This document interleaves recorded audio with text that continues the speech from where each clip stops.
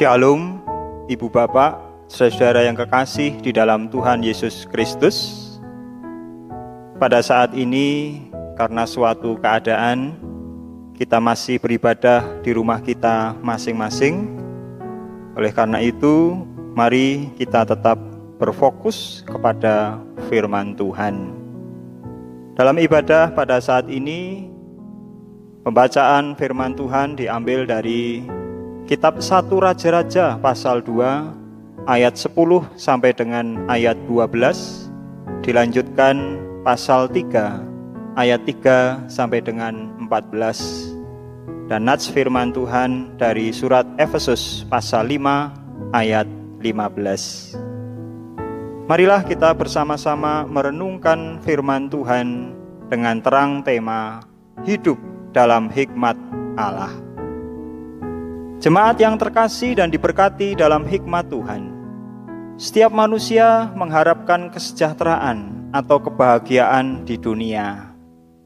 Pertanyaan yang perlu kita renungkan adalah, apa yang menjadi kebutuhan mendasar bagi manusia dalam menjalani hidup agar beroleh kesejahteraan atau kebahagiaan di dunia dan setelah meninggalkan dunia? Apakah keadaan fisik yang menawan? Apakah kelimpahan harta benda? Apakah status sosial dengan pendidikan yang jadi andalan? Pertanyaan-pertanyaan refleksif tersebut menjadi penting untuk kita perhatikan bila kita mau menjalani hidup saat di dunia ini, agar dapat menemukan makna hakiki dalam hidup yang membuat kita bahagia lahir batin. Sebagai orang yang beriman kepada Tuhan, berdasar kesaksian kitab suci, kita disadarkan bahwa untuk mencapai kebahagiaan itu tidak cukup hanya dengan percaya. Sikap percaya kita masih dapat kita lengkapi dengan mengolah hati dan pikiran secara mendalam dan sungguh-sungguh, serta mewujudkannya dengan sikap hidup yang baik. Hal itulah yang dapat menolong kita belajar menjadi orang yang berhikmat. Hidup dengan harta benda dan kesempatan-kesempatan yang dapat diraih adalah sarana penunjang hidup yang dapat dipergunakan dengan bijaksana, sehingga menumbuhkan kesadaran adanya hikmat dalam diri orang percaya. Untuk itu, mari kita memperhatikan pelajaran dari sabda Tuhan yang dituntun dengan tema hidup dalam hikmat Tuhan. Jemaat yang terkasih dan diberkati dalam hikmat Tuhan, bacaan firman Tuhan dalam kitab 1 Raja-Raja pasal 2 ayat 10 sampai dengan ayat 12, dan dilanjutkan pasal 3 ayat 3 sampai dengan 14. Itu menyatakan tentang permintaan dari Raja Daud kepada Salomo, anak yang dipersiapkan untuk menggantikan dia menjadi Raja Israel. Raja Daud menyampaikan ringkasan pengalaman rohaninya kepada Tuhan, yakni kesetiaan kepada Tuhan dan hidup di jalan Tuhan sesuai dengan kitab Taurat. Maka ia merasa diberkati dengan kelimpahan harta. Daud berharap Salomo dapat meneruskan kepemimpinannya dengan setia kepada Tuhan, dan persoalan-persoalan yang belum diselesaikan Raja Daud terhadap orang-orang yang disebutkan oleh Daud dapat diselesaikan oleh Salomo. Bagi Salomo yang berusia masih sangat muda, tentu hal yang disampaikan oleh ayahandanya bukan persoalan yang mudah. Setelah ayahandanya mangkat, maka Salomo menjadi raja dan melaksanakan apa yang diamanatkan ayahandanya. Tuhan kemudian menjumpai Salomo dalam mimpi, serta memenuhi permintaan Salomo, yakni memperoleh hikmat dengan hati yang dapat digunakan untuk menimbang hal yang baik dan yang jahat. 1 Raja-Raja pasal 3 ayat 9 dan ayat 12. Dalam hal itu terbukti bahwa kebenaran janji Tuhan akan dinyatakan bila seseorang taat dan setia melaksanakan kehendak Tuhan. Jemaat yang terkasih dan diberkati dalam hikmat Tuhan, kata hikmat berarti kebijaksanaan atau kearifan, sebagaimana yang ada dalam Kamus Besar Bahasa Indonesia, biasa disingkat KBBI. Sedangkan kata kebijaksanaan dalam KBBI disebutkan sebagai kepandaian menggunakan akal budinya dengan pengalaman dan pengetahuannya, atau juga berarti kecakapan bertindak apabila menghadapi kesulitan.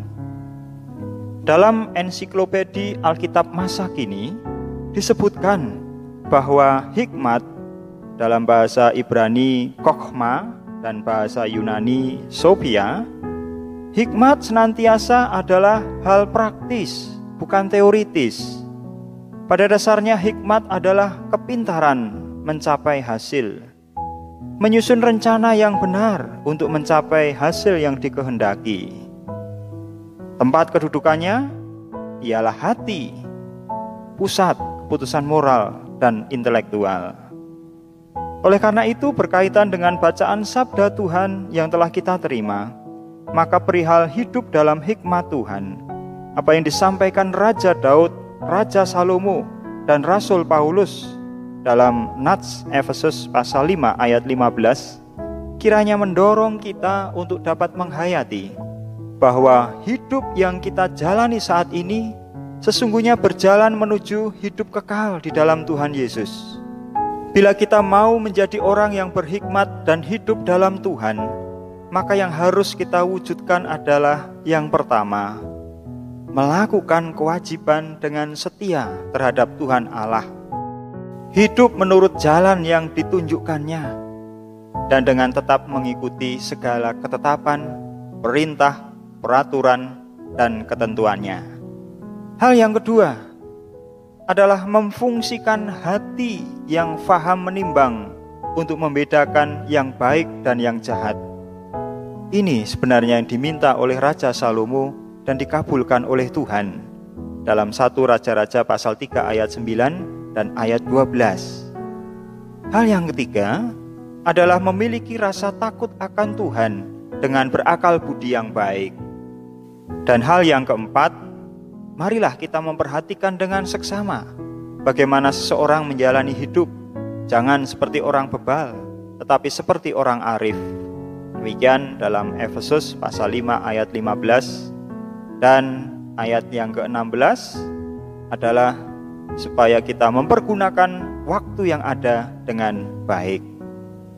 Jemaat yang terkasih dan diberkati dalam hikmat Tuhan, semoga dengan 4 hal tadi dapat menolong dan mendorong kita untuk menjadi orang percaya yang dapat memahami bahwa manfaat hidup dengan hikmat dari Tuhan adalah menjadi bekal perjalanan hidup kita agar tidak jatuh dalam dosa, karena kita dapat memperhatikan mana hal yang baik dan yang tidak baik.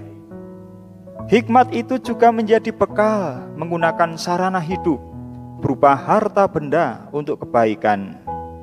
Hikmat itu pula untuk bekal kita memelihara hidup dan anggota tubuh untuk kemuliaan Tuhan, dan tidak untuk menuruti hawa nafsu manusiawi kita.